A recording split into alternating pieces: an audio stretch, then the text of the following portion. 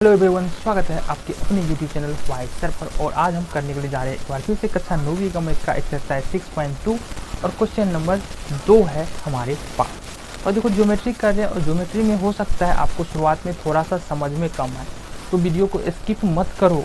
आप जिस भी चैनल पर वीडियो देखते हो ना, चाहे आप हमारे चैनल पर यदि वीडियो पर क्लिक कर लिए हो तो कम से कम पूरा देख लो, है ना। और अगर बातें समझ में आ रही है ना, अगर 70% 80% बातें आपको समझ में आ रही है तो वीडियो छोड़ के तो जाऊँगा। तो ज्योमेट्री में जो है ना, आप एकाएक 9th में आकर के पढ़ना शुरू करते तो हो सकता है दिक्कत होता हो, लेकिन ऐसा नहीं है।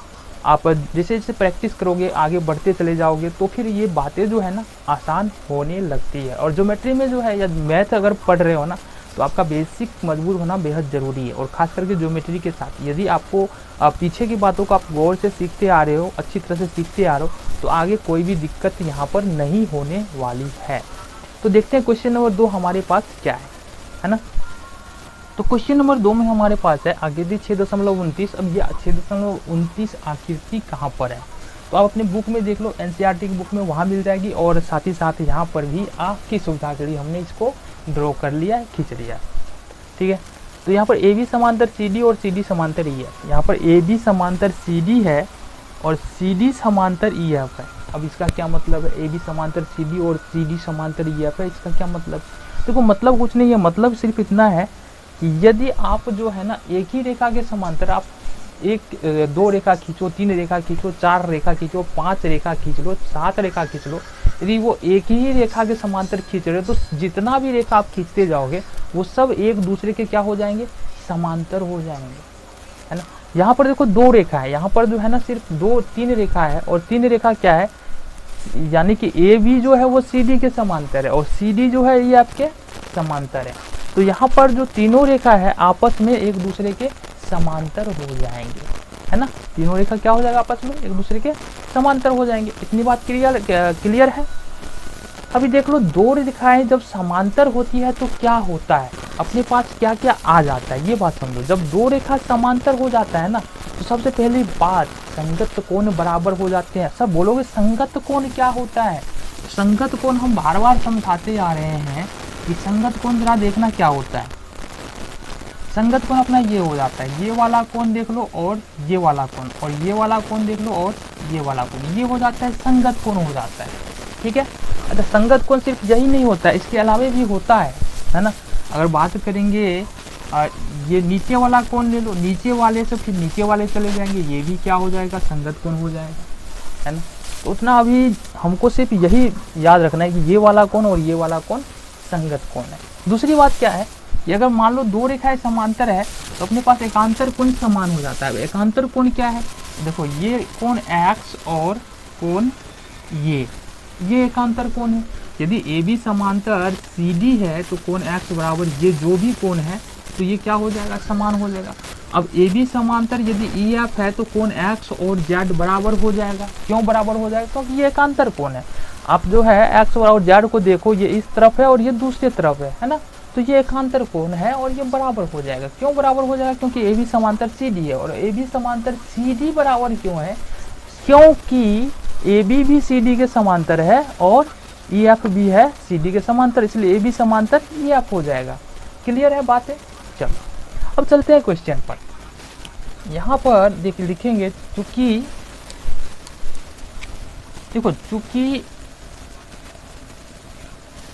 ए बी समांतर यहाँ से सी डी है और सी डी समांतर यहाँ पर ई एफ है, इसलिए यहाँ से हम क्या लिख सकते हैं कि ए बी समांतर सी डी समांतर ई एफ। अच्छा, ये हम क्यों लिख रहे हैं, कैसे हुआ, तो ये होता है अपना एक ही रेखा के समांतर खींची गई सभी रेखा आपस में समांतर होते हैं,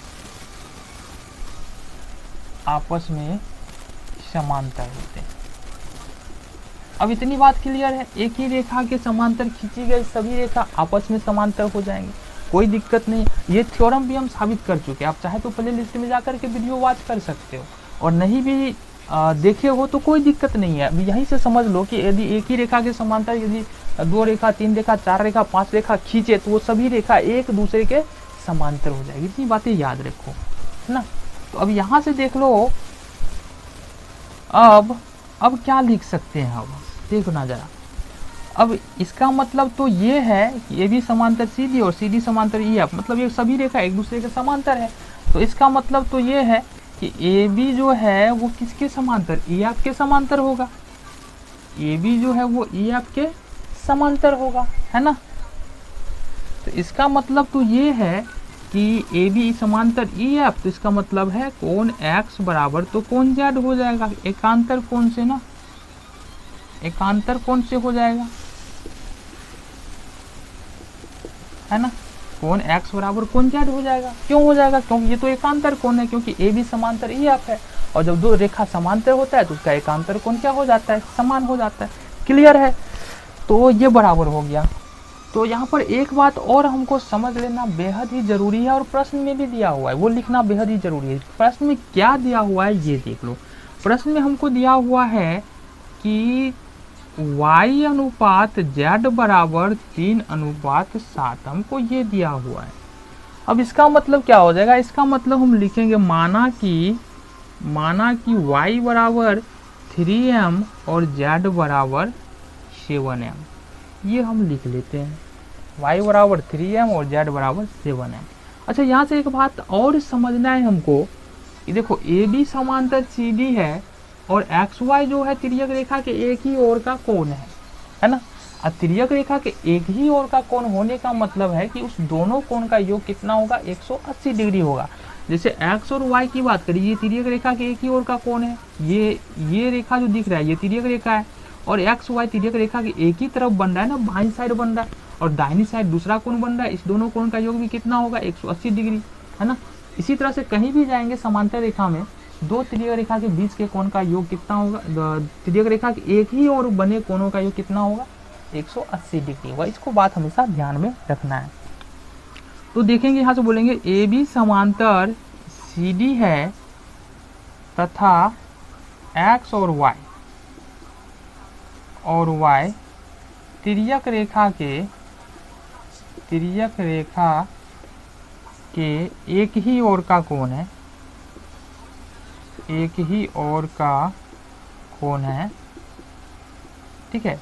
एक्स और वाई तिर्यक रेखा के एक ही ओर का कोण है, इसलिए लिख सकते हैं कि एक्स और प्लस वाई बराबर 180 डिग्री। अच्छा, यहाँ से देखना जरा, एक्स बराबर जेड है हमारा, एक्स बराबर जेड है ना, एक्स बराबर जेड है ना, और यहाँ पर देखो जेड का वैल्यू कितना है, 7m है। तो यहाँ एक्स बराबर जेड है ना, तो जेड के जगह पर कितना 7m, और यहाँ से लिख लेंगे 7m। 7m हमने क्यों लिखा, क्योंकि x बराबर z है, जो z का वैल्यू होगा वही x का भी वैल्यू होगा, और z का वैल्यू यहाँ पर कितना दिया है, 7m दिया है, और साथ ही साथ y का वैल्यू है यहाँ से 3m बराबर 180 डिग्री। जोड़ लो इसको, 7m और 3m कितना हो जाएगा, 10m बराबर 180 डिग्री, और यहाँ से m बराबर 180/10, यहाँ से कैंसिल हो जाएगा, बच जाएगा 18 डिग्री। यहाँ से m बराबर आ रहा है हमारा 18 डिग्री, है ना। अब देख लो यहाँ से क्या निकालना है अपने को, x का वैल्यू निकालना है। x क्या निकालना है, x का वैल्यू यहाँ से चाहिए, यानी कि ये वैल्यू चाहिए, है ना। अब x बराबर क्या है, z, और z बराबर क्या है, 7m, है ना। अब देखेंगे x बराबर z बराबर 7m है ना, इसलिए x बराबर 7 गुने, और m का मान क्या रखना है हमको, 18 डिग्री, 18 डिग्री, तो यहाँ से गुना करो 126 डिग्री। तो यहाँ से हमको x का वैल्यू कितना आ रहा है, 126 डिग्री आ रहा है। क्लियर है, तो ये हमारा फाइनल आंसर आ गया।